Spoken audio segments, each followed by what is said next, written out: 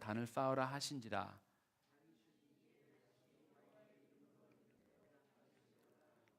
때에 오르나니 밀을 따가 돌이켜 천사를 보고 내 아들과 함께 숨었더니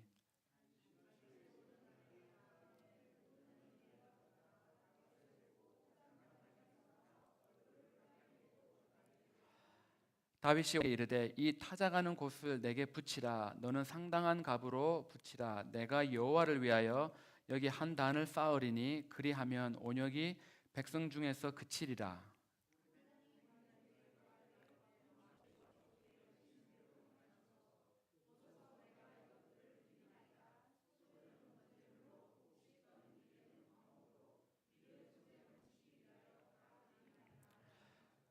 다윗 왕이 오르난에게 이르되 그렇지 아니하다. 내가 결단코 상당한 값으로 사리라. 내가 여호와께 드리려고 너의 물건을 취하지 아니하겠고 값없이 너를 드리리라 하고.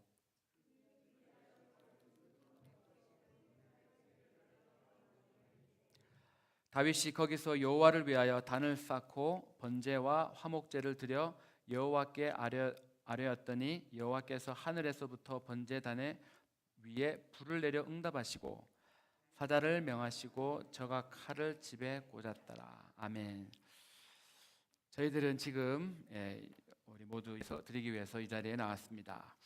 아침에 일찍 일어나셔서 다 준비들을 하셨을 겁니다. 아까 오래간만에 날씨도 화창한데 오래간만에 봄옷을 좀 입을까 그런 고민도 합니다. 또 여자분들은 어떤 신발을 신을까도 고민한다고 합니다. 옛날에 제가 어렸을 적에 그 필리핀의 여자 필리핀령의 무슨 신발이 이멜단강 그 여자가 뭐 수천 켤레라는 것을 보고 깜짝 놀란 적이 있습니다. 그런데 이멜다 수준은 안 되시더라도 웬만한 여자분들, 남자들은 그냥 검은색 하나 아니면 브라운색 하나 딱 사도 되게, 여자분들은 옷에 따라 맞춰 입으셔야 되기 때문에 오늘은 어떤 신발을 신고 가나 고민을 하셨을 것입니다. 화장도 하고 머리에 손질도 하고 이래저래 꽃단장들을 하고 나옵니다. 그리고 성경책을 가지고 교회로 옵니다. 그리고 누가 주지도 않았는데 항상 매주 앉는 지정석에 앉습니다. 주보를 보고 지난주 헌금 얼마 나왔나 살펴도 봅니다. 그리고 예배 순서에 따라 한 두세 번 정도 일어났다 앉았다 하고 설교를 듣고 또 같이 기도하고 축도로 예배 끝나고 밥 먹고 전형적인 한인 이민교회의 주일의 모습입니다. 미국이 지금 새로운 대통령이 여러 가지 행정명령을 내려서 시끄럽긴 합니다. 그럼에도 불구하고 일반적으로 지금 보통 사람이 느끼는 것은 편안한 상황에서 저희들이 드리고 있습니다. 기독교가 인정받지 못하는 북한이나 그런 모슬렘 지역에서 사람들이 모여서 예배를 드리는 경우는 예배를 드리다 발각이 되면 죽기 때문에 얼마나 그들이 정말 힘들게 예배를 드리는 겁니다. 그래서 한국이나 미국에 사는 저희들은 아직까지는 정말 자유로운 상황에서 예배를 드립니다. 내가 의지를 사용해서 내가 교회를 가지고 안 가고 내가 결정하는 것이지 상황에 의해서 예배를 드리고 못 드리고는 대부분 없습니다. 오늘 저희들이 읽은 본문을 보면 정말 저희들이 예배 드리는 그런 관념을 벗어나는 모습을 보여줍니다. 정말 하나님 앞에 가서 지금 제사를 드리는데 언약궤가 있는 곳도 아니고 하나님의 임재가 있는 곳 아닌 곳에서 제사를 드렸습니다. 평상시에 그렇다고 제사를 계속 드려왔던 그런 장소도 아니었습니다. 오르난의 타작마당에서 제사를 지금 드리었던 그런 상황은 7만 명이나 되는 사람이 3일 안에 지금 다 죽어나가던 그런 상황이었습니다. 저희들처럼 여유 있게 준비하고 와서 평상시와 다름없는 그런 예배를 드리는 그런 상황이 아니었습니다. 그렇다면 왜 다윗은 다른 곳도 아니고 이 타작마당에서 갑자기 예배를 드리게 될까? 저희들은 정말 인생의 위기가 왔을 때 이 다윗이 드렸던 그 타작마당에서 드렸던 그 예배를 통해서 하나님이 그것을 멈추게 했던 정말 하나님의 은혜를 함께 나누고 합니다. 제가 가지고 있는 성경 보면 21장 바로 위에 작은 글씨로 그 다윗의 인구조사라는 그런 제목이 붙어있습니다. 그렇다면 이 역대상 21장은 다름 아닌 인구조사 때문에 일어난 일이라는 것을 짐작할 수가 있습니다. 다윗이 갑자기 어느 날 인구 센서스를 시킵니다. 그런데 이유가 좀 특이합니다. 21장 1절에 보면 사단이 일어나 이스라엘을 대적하고 다윗을 격동하여 이스라엘을 계수하게 하니, 미국 정부에서 10년에 한 번씩 그 정기적인 센서스를 할 때도 언제부터 언제까지 한다, 뭐 이거를 하면 이런 이익이 있고 이런 불이익이 없다라고 이렇게 발표를 하고 합니다. 그런데 다윗은 지금 갑자기 사단이 자신을 격동시켜서 막 충동질시켜서 인구 센서스를 했다고 성경이 기록하고 있습니다.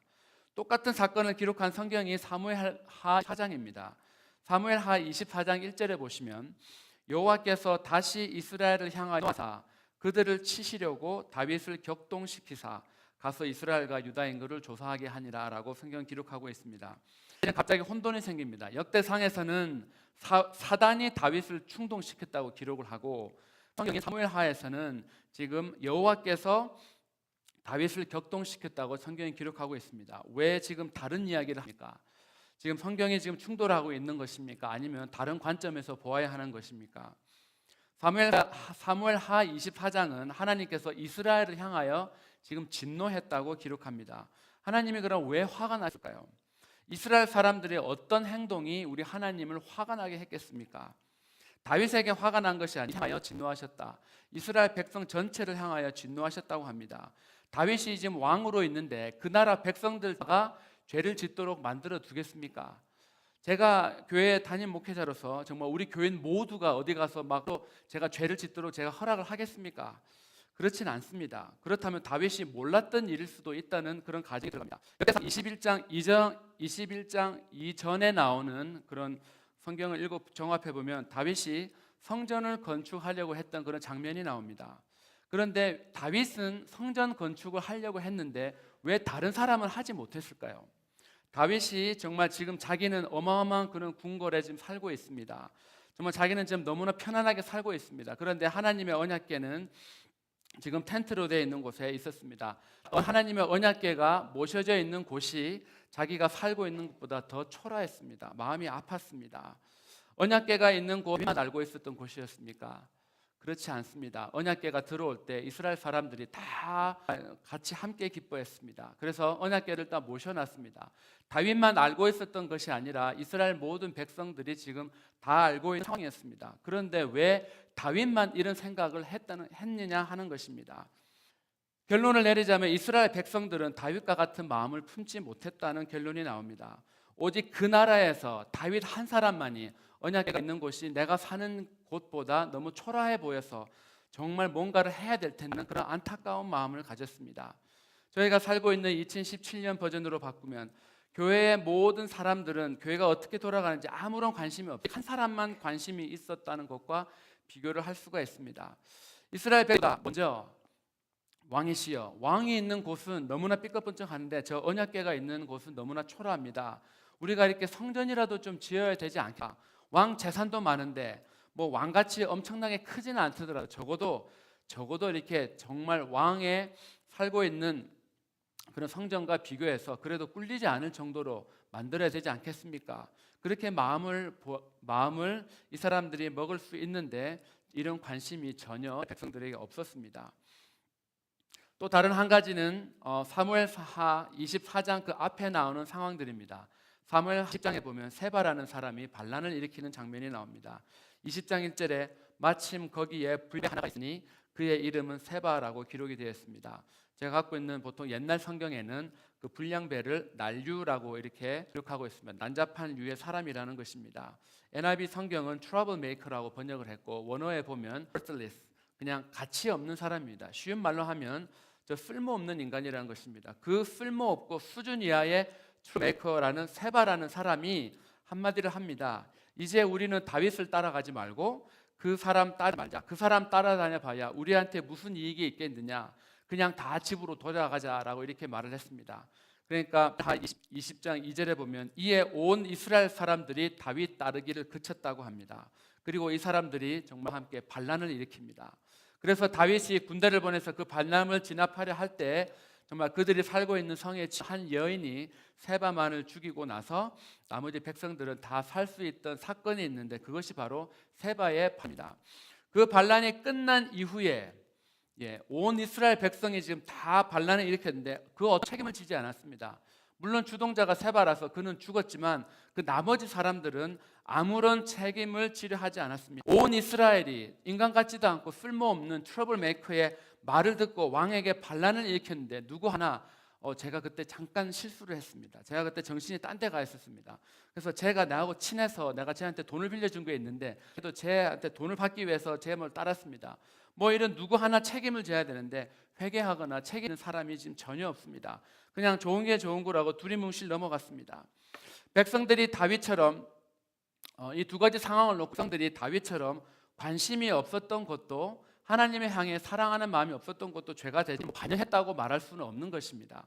그렇다면 정말 하나님에 대한 반역은 세바의 반란을 이야기를 합니다.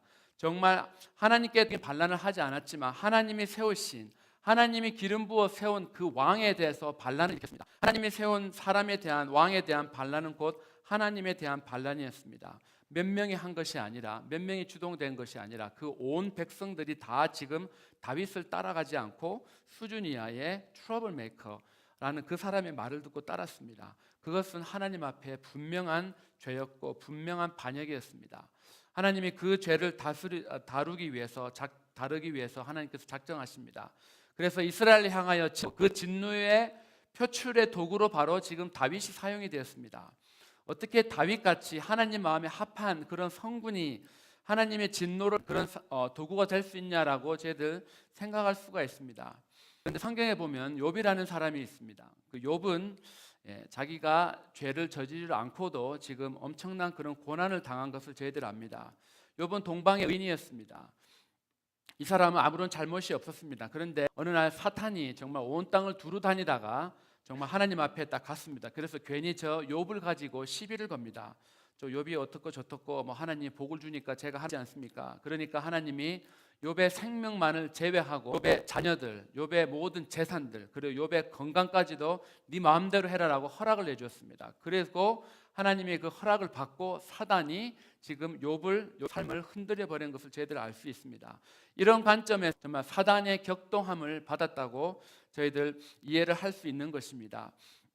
동시에 지금 다윗은 지금 자기의 군대가 얼마나 많은지 알고 싶었습니다. 왕인데요. 그 한나라의 왕인데 얼마나 자기 나라 군대가 있는지 알고 싶겠습니까? 그래서 이걸 시킵니다. 보통 인구조사를 할 때는 두 가지 목적이 있지 않습니까? 세금을 많이 걷기 위해서 아니면 그 나라에 얼마나 전쟁에 나갈 수 있는 군인이 있는가를 알기 위해서였습니다. 요압 장군이 이야기합니다. 그것은 절대 안 됩니다. 그것은 하나님이 시키지도 않았고 지금 당신이 그 인구조사를 시키는 것은 당신 스스로 기뻐하기 위함이 아닙니까? 네가 네 것을 자랑하기 위해서 인구조사를 하는 것이 아니냐라고 돌려서 간곡하게 부탁을 했지만 다윗은 했습니다. 내가 시키는 대로 해라고 했습니다. 그래서 요압 장군이 장관들을 이끌고 장장 9월 20일 동안 지금 온 이스라엘 다니면서 인구조사를 했습니다. 지금 저희들의 사고방식으로는 아니 뭐 그게 뭐 그렇게 대단히 큰 문제냐라고 생각을 할 수 있습니다. 왜냐하면 민수기 1장에도 보면 민수기 1장 2절에서 3절에도 보면 한번 인구조사를 먼저 한 적이 있습니다. 하나님이 너희는 이스라엘 자손의 회중 꼭 남자의 수를 그들의 종족과 조상의 가문을 따라 그 명수대로 계수할지니 이스라엘 중 20상으로 싸움에 나갈 만한 모든 자를 너와 아론은 진영별로 계수하라고 이렇게 성경 기록합니다. 차이점은 하나님이 먼저 그 계수하라고 시켰다는 것이고 다윗의 경우는 자기가 몇 명인지 알고 싶어서 자기 스스로 먼저 했다는 것입니다. 하나님께서 20세 이상으로 된 남자 중에 군대에 나갈 수 있는 사람을 카운트시켰습니다. 그렇다면 이 이스라엘 사람들의 문화 속에는 인구조사를 한다라는 것은 곧 군대에 나가 20세 이상의 남자가 몇 명인지를 알아본다는 그런 것이 이 사람들의 생각이 되어 있습니다. 그렇다면 지금 인구조사를 당하고 있는 백성은 어떻게 생각하겠습니까? 왜 지금 인구조사를 하지? 그럼 지금 강제로 내가 또 군대를 당한다는 건가? 다윗이 지금 다시 또 다른 전쟁을 하겠다는 건가? 그런 생각이 지금 그 백성들의 입장에서는 들지 않겠습니까?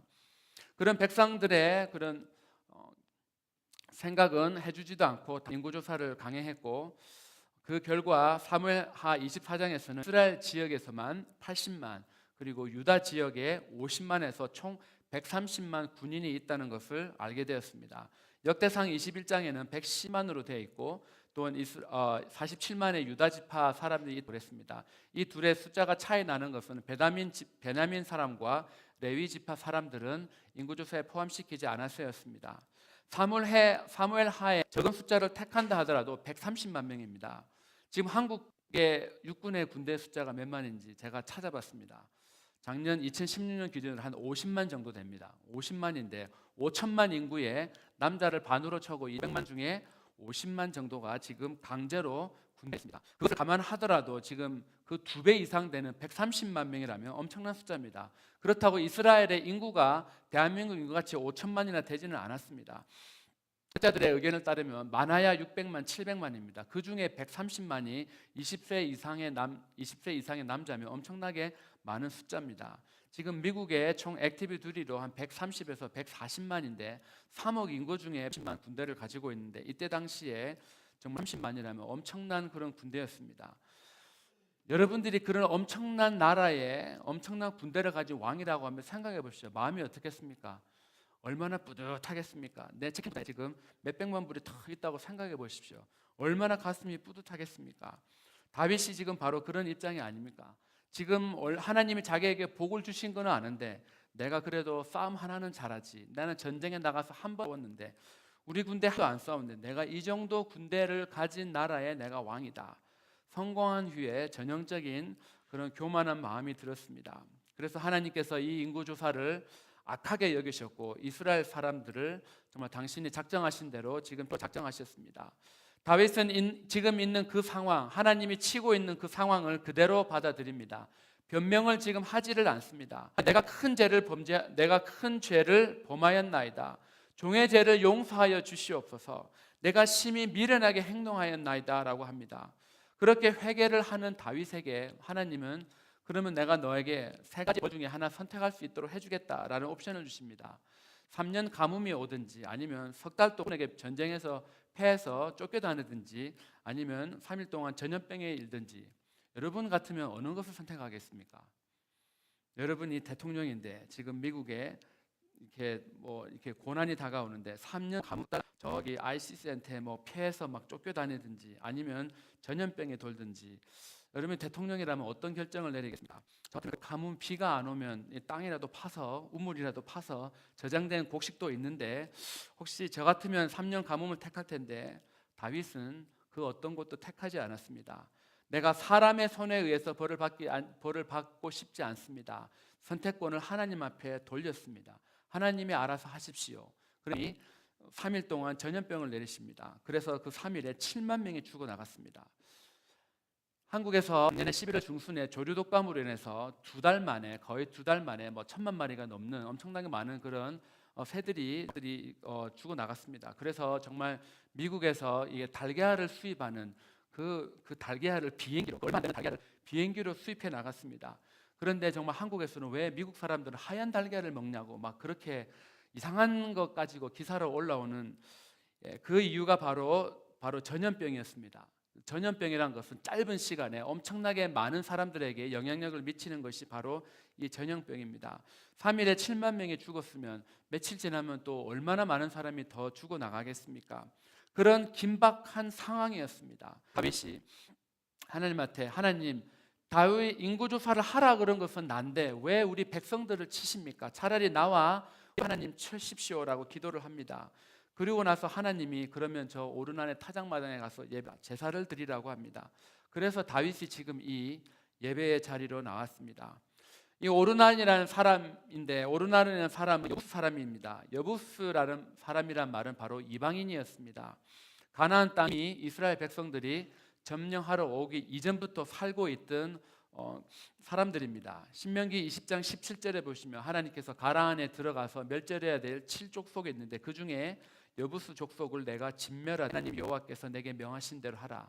아예 진멸하라고 명령하신 그런 사람들이 바로 여부스 족속입니다. 완전히 다 이렇게 멸절시 사람들의 후손입니다. 주류에 끼지 못하고 이스라엘 사람들 틈에 살아서 정말 그 겨우 그런 농사나 짓고 살던 그런 사람이었습니다. 마치 미국 땅에 살아가는 저와 여러분 아닙니까? 이민자들하고 비슷하지 않습니까? 마당을 갖고 있어서 나름 먹고 사는 데는 별 지장이 없는데 정말 이스라엘 사람들 틈에 정말 살아갑니다.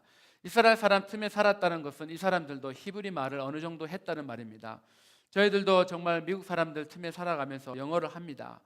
그렇지만 정말 미국 사람들 틈에서 저희들을 보면 여전히 저희들은 비주류고, 특별히 유타처럼 몰몬이 다민한 이 동네에 사는 저희들은 비주류 중에서도 또한 정말 이방인이고 더 비주류입니다. 그러면 그렇게 멸절해야 될 그 사람의 정말 그 타작마당을 사용하셔서 전염병을 지금 멈추게 하셨습니다. 하나님이 그 여부 사람 오르난의 타작마당에서 얼타를 지금 쌓으라 하고 명령하십니다. 밀을 타작하고 있는 그곳이 무슨 특별한 장소도 아닙니다. 그렇다고 이스라엘 사람이 가지고 있어도 아니었습니다. 하나님이 멸망시키려고 했던 그런 민족의 후손이 가지고 있던 그런 타작마당에 무슨 특별한 어떤 매직이 있었을까요? 그렇지는 않습니다. 다윗이 그 타작마당에 갑니다. 이 타작마당을 팔아라. 내가 여기서 예배를 드리려 하니까 내가 섭섭하지 않게 잘 쳐줄 테니까 팔아라. 오르나는 그냥 다 가지라고, 공짜로 드리겠습니다. 왕이시여, 내 공짜로 드리겠습니다 라고 이야기합니다. 타작마당 팔을 드릴 때 필요한 소들과 고시도 다 드린다고 합니다. 그런데 다윗은 그렇게 할 수가 없다. 내가 반드시 대가를 지불해야 된다라고 이야기를 했습니다. 내가 예배를 드리는 것에 있어서는 공짜가 없고 대가를 지불해야 된다는 겁니다. 하나님 앞에 예배를 드린다는 것, 저희들도 지금 이 자리에 여러분들 다 대가를 지불하고 나오지 않았습니까? 다윗은 재산이 많아서 자기 마음껏 그 대가를 지불할 수 있었을 것입니다. 하지만 하나님이 보신 금액이 아니라 바로 마음이. 그래서 마태복음 6장 21절에는 내 보물이 있는 곳에 너의 마음이 있다고 했습니다. 다윗이 그 땅을 예배 드리는 땅으로 정말 그렇게 많은 돈을 주고 그 땅을 산 것은 그의 마음이 그곳에 있었기 때문입니다. 저희들 이렇게 예배 자리에 나옵니다. 일요일 아침에 얼마나 좋은데 갈 곳이 많습니까? 근데 또 헌금도 합니다. 정말 그 돈 갖고 정말 다른 것 살 수도 있는데 정말 매주 교회 나올 때마다 헌금도 하고 한도 냅니다. 때로는 정말 육체적으로 여러 가지 봉사도 합니다. 그 여러 가지 상황이 내가 헌신된 마음이 없다면, 여러분의 마음이 이곳에 교회에 있지 않고 하나님 함께 있지 않다 그러면 헌금도 할 수도 없고 봉사도 할 수 없고 바로 이 자리에 나와서 예배도 드릴 수 없는 것입니다. 다윗은 그 타작마당을 위해서 금 600세겔을 지불했습니다. 한 세겔은 0.4온스입니다. 그러면 곱하기 600하면 25. 지난 주말에 금에 폐장할 때 가격을 보니 1201온스당 1220불이었습니다. 그러면 곱하기 600하면 73만 2천 불이 나옵니다. 지금 70만 불짜리 집이면 유타의 어느 동네에 갖다 놔도 엄청나게 좋은 집을 살 수가 있는 그런 큰 돈입니다. 인플레이션을 생각하지 않고라도 그냥 액면 가격을 가지고 따져도 그 73만 불이면 엄청난 그런 금액임을 알 수 있습니다. 그런데 지금 그 다윗이 지불한 곳이 뉴나탄의 동동에 있는 금싸라 땅이 아니라 지금 그 이방인의, 정말 그 이방인의 그냥 타작마당입니다. 농사 짓고 나서 정말 이제 타작을 할 때 쓰는 그 마당인데, 그 마당이 그때 당시에 일반적으로 적은 것은 28m 정도, 그리고 큰 것은 좀 한 40풋 정도 그런 크기였습니다. 해봐야 이거 저희 교회 본당 넘어가지가 않습니다. 그래서 그 아들 4명과 자기까지 합해서 5명이 달라붙어 먹고 사는 스몰 비즈니스였습니다. 그것을 70만 불이나 넘는 돈을 주고 샀고, 정말 그곳에서 예배를 드릴 때 성령의 불이 떨어졌습니다. 하나님의 임재가 나타났습니다. 하나님의 언약궤가 없는 곳이라 할지라도 저 어떤 이방인의 멸절되어야 될 사람의 후손의 이방터라, 그 사람의 일터라 할지라도 하나님께서는 그곳에 오순절 성령에 내리셨던 그런 동일한 성령의 불을 내리실 수 있는 분. 저희들이 일하는 비즈니스과 가정이 바로 성령의 불이 내리는 곳, 하나님의 임재가 나타내는 그런 거룩한 장소임을 성경이 저희들에게 알려주고 있습니다. 이 오르난의 타작마당이라는 이 장소 자체가 특별하진 않아, 대신 그 장소에 나와의 마음이었습니다. 다윗은 엄청난 그런 금액을 지불을 했습니다. 다윗의 마음이 그곳에 들어가 있습니다. 그리고 또한 그 다윗은 그곳에 나올 때 자기와 죄를 자기와 자기 가족에게 돌리라고 정말 회개하는 마음으로 그 자리에 나왔습니다. 정말 그 마음을 보시고 하나님께서는 그곳에 회개하는 다윗의 마음에 좀 하나님께서 큰 은혜를 베풀어 주셨습니다. 또 다른 한 가지는 이 오르난이라는 사람입니다. 이 하나님께 제사를 어떻게 드려야 될지 지금 알고 있었다는 사실. 23절에 보시면 소들은 번제물로, 곡식 떠는 기계는 화목제로, 밀은 소제물로 삼으라고 했습니다. 번제에는 소제가 따라와야 된다는 사실을 이는 알고 있었습니다. 또 번제에 뗄 나무가 필요하고 소제를 뜰 때는 곡식을 사용해야 된다는 것도 이 사람이 알고 있었습니다. 신기하지 않습니까? 제사장도 아닌데, 이방인인데, 이스라엘의 그런 제사법을 알 필요가 없는 사람이, 이 사람은 지금 그 어떤 사람들보다 하나님은 그 구약의 제사법에 대해서 정확하게 지금 알고 있습니다. 그냥 들은 풍월이었을까요? 결코 그렇지 않습니다. 지금 상황이 3일 만에 7만 명이 죽었습니다. 지금 나와 있습니다. 이상한 헛소리하면 당장 얘를 죽여야 그런 권력을 갖고 있습니다. 그 왕 앞에 가서 제사에 대해서, 이스라엘 사람인데 제사를 잘 알고 있는 다윗에게 이래라 저래라 제사법에 대해서 정확하게 이야기할 수 있습니다. 정말 이렇게 이방인이라도 하나님 관심이, 정말 저 이방인이 섬긴, 저 정말 이스라엘 사람들이 섬기는 저 하나님이야말로 진짜 참 하나님이란 것을 이 사람을 알고 있었습니다. 그래서 정말 그 사람들의 예배에 대해서 정확하게 연구를 하면 삶에서 실천하며 살고 있었던 사람이 바로 오르난이라는 사람입니다. 다윗 시대에 국가적으로 지금 엄청난 위기가 왔습니다. 오늘날도 마찬가지가 아니겠습니까? 다윗 개인의 교만한 마음 때문에, 이래봐도 130만 대군의 왕이라는 그런 교만함 때문에 정말 위기가 왔습니다. 그리고 또 인간 같지도 않는 그런 정말 이렇게 트러블 메이커인 그런 한 사람의 말을 듣고 온 이스라엘 그 수백만 하나님의 왕에게 지금 거역을 해서, 오늘날 미국이나 한국이나 또한 저희들 개인적으로나 아니면 가정적으로 또한 교회적으로 저희들 살다 보면 위기가 찾아옵니다. 그 위기를 여러분들은 어떻게 헤치고 나가십니까? 이 사람 저한테 문제를 말하고 다니면 문제를 더 키우겠습니까? 아니면 이 사람 저 사람에게 이걸 어떻게 해결하지? 라고 사람의 그런 지혜를 빌리겠습니까? 오늘 성경이 저희들에게 주는 답은 바로 예배였습니다. 남이 잘못했다 돌리는 것이 아니라, 하나님, 나와 나의 가족이 잘못이었습니다. 내가 주님께 범죄하고 내가 주님 앞에 악을 행했습니다 라고는 회개하는 마음입니다. 그런 회개하는 마음을 가지고 주님 앞에 또한 대가를 지불했습니다. 보통 사람이 지불하면 엄청나게 많은 큰 그런 대가를 지불합니다. 우리들의 삶 가운데 이런 어려움이 올 때 교회 새벽기도 나와서 기도하면 좋습니다. 그런데 꼭 교회만 나와야 되는 것은 아닙니다. 교회 나오지 않더라도 이 오르난 마당과 같이 자기가 정말 생업을 하던 그곳, 학생들은 학교 클래스룸입니다. 정말 직장인은 직장이고, 정말 비즈니스 하시는 분들은 내 비즈니스가 바로 정말 이런 오르난의 타작마당인 것입니다. 집에서 정말 리타이어한 사람들은 바로 내가 살고 있는 매일 집이, 그곳이 바로 내가 대가를 지불하는 것이요, 그곳이 바로 성령의 불이 떨어지는 곳입니다. 그곳에서 내가 삶에서 내가 예배자로 살아갈 때 그곳에 하나님께서 정말 성령의 불을 내려주십니다. 온 이스라엘이 범죄했을 때 하나님의 진노가 내렸을 때 그것을 멈추게 한 것은 예배가 뭔지 알고 있었고, 삶의 현장에서 자기가 알고 있는 그대로 예배 살았던 타작마당에서 일어났습니다. 나중에 이 오르난의 타작마당에 솔로몬이 성전이 지어집니다. 우연이겠습니까? 솔로몬의 성전이 다른 곳도 많은데 왜 하필이면 이 오르난의 타작마당에서 그 솔로몬이 하나님의 성전을 지었겠습니까? 그곳은 하나님의 임재가 있었던 곳이고 회개함이 있었던 곳이기 때문입니다. 하나님이 멸망하라고 하는 것이지만 회개하는 마음과 대가를 지불하려는 마음, 예배를 사모하는 마음들이 다 모여있던 그 장소가 바로 하나님이 원하시는 그런 성전이 정말 익히된 그런 장소였습니다. 그리고 그 장소가 온 나라의 재앙을 멈추게 하였습니다. 우리 각자가 이런 사람이 되길 축원합니다. 그리고 저와 여러분의 가정이 이런 가정이길 되길 소원합니다. 그리고 여러분들의 비즈니스가, 여러분들의 직장이 정말 이 시대의 그런 시대 어려움들을 멈추는 그런 오르난의 타작마당과 같은 그런 곳이 되기 원합니다. 그리고 정말 저희들의 자녀들에게, 그리고 믿음의 후손들에게, 저와 여러분이 무릎 꿇었던 정말 그 예배 드렸던 그 장소에서 그들 또한 인생의 어려움이 찾아올 때 그들 또한 인생의 문제를 해결받는 것이 하나님 앞에 나아가서 예배를 통해서 정말 인생의 문제를 해결한다는 것을 알고, 정말 그리고 또한 저희들의 사랑에 정말 우리들 다음에 올 그런 이민자들을 위해서 정말 이 땅에 하나님의 정말 그런 성소가 세워진 오르난의 타작마당과 같은 그런 곳이 되어서 후손들에게 정말 이곳에 다시 우리 뒤에 찾아오는 이들의 믿음의 환경을 베풀어주는 저와 여러분의 되기를 축원합니다. 같이 한번 기도하겠습니다.